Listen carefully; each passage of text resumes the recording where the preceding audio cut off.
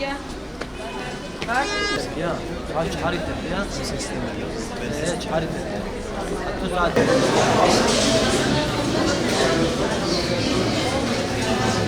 Benim çocuğumla bir sıkıntı oluyor. Anladın mı?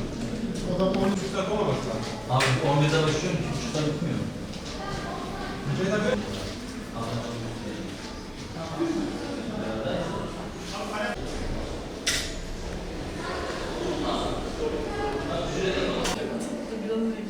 Poz vermemiz gerekiyor mu? Bismillah. Peygamber Sevdalıları Vakfı olarak 2012 yılından beri siyer sınavı yarışması düzenliyoruz. Tabii ilk seneye oranla yani her sene bu sayı kat be kat artıyor. Türkiye genelinde iller bazında, ilçeler bazında, hatta bazen köylerde bile biz bu yarışmayı düzenliyoruz. İlk sene ile bu sene arasında bir kıyas yaptığımızda ilk sene belki birkaç bin olurken bu sene bu sayı 100 binleri bulmuş. Rabbimize hamdolsun.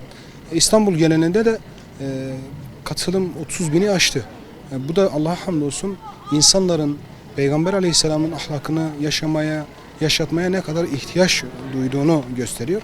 Bu anlamda İstanbul'da yaptığımız çalışmada da 30 binin üzerinde bir kayıt vardı. Ve bu 30 bin üzerindeki kayıt özellikle okullara gittiğimizde, sokağa indiğimizde, mahallelere girdiğimizde kayıtla ilgili toplumun aslında Peygamber Aleyhisselam'ın ahlakına anlatmaya, yaşamaya ne kadar ihtiyaç duyduğunu hissettik.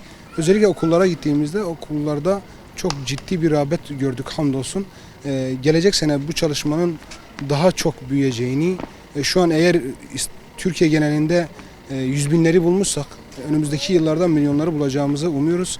Bu anlamda da bir çalışma yapıyoruz hamdolsun.